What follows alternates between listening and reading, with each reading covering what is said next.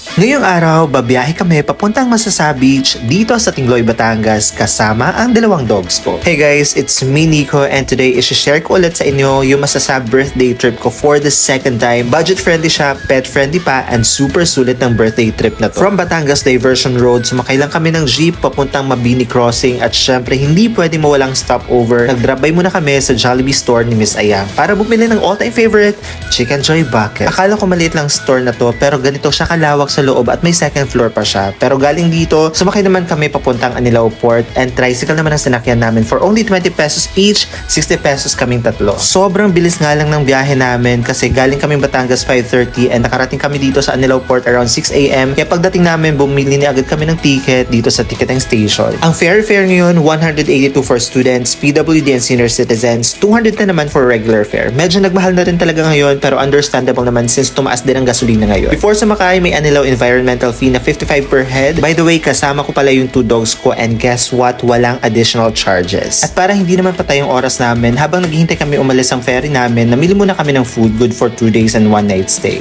Then may nakilala pa kaming cute dog at isang super friendly na little girl na tuwang-tuwa kay Cooper.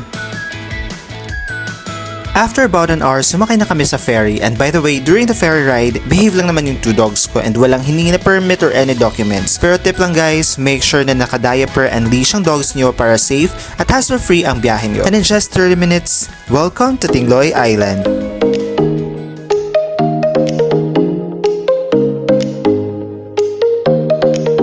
Pagkababa namin sa Tingloy, napansin namin na hindi ganun kadami ang tourist kapag weekdays. Ayon sa locals, mas dinadagsa talaga ito tuwing weekends, lalo na nung Holy Week, sobrang dami daw ng tao. Pagkababa nga namin, nagbayad kami ng Tingloy environmental fee na 50 pesos per head then kumuha ng tricycle number.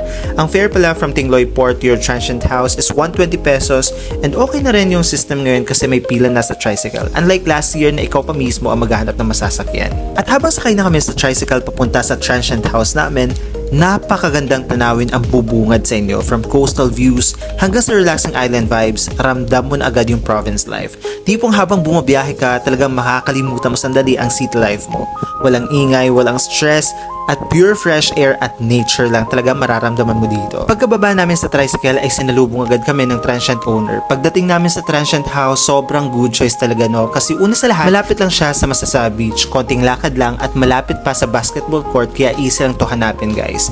AC room na siya for only 700 pesos per head and if magstay kayo ng mas matagal, 1,300 lang for 3 days and 2 nights. Kaya kung ako sa inyo, stay longer para masulit nyo talaga ang Masasa trip nyo.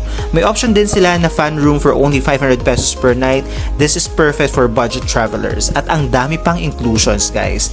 Free use of videoke, may ref, complete kitchen utensils, at libre magluto. At ang pinaka gusto ko dito, sobrang linis ng transient house. Even yung CR na una kong chinek, malinis talaga siya. Plus bagong palit din yung beddings kaya very comfortable talaga yung stay namin. Dagdag pa dyan, feel at home ka talaga dito dahil sobrang bait at accommodating ng owner. You can message them for Facebook, Miguel Homestay, at pagkadating namin, nagluto agad kami, nag-breakfast at nagpahinga ng saglit tapos bandang hapon, dumiretso na kami sa beach. At kung gusto niyo din ng extra fun adventure, they also offer island hopping for only 2,500. Sulit na to for only 4 packs. Mapupuntahan niyo na ang Sepok Island, Sombrero Island, Marina Coves and Dugong Cove, Bat Cove, and Blue Lagoon. Plus, meron din ang water activities like fish feeding. Ang daming isda dito guys, sobrang saya ng experience na to. Plus, snorkeling with turtles, may makikita kayo dito ang malalaking pawikan.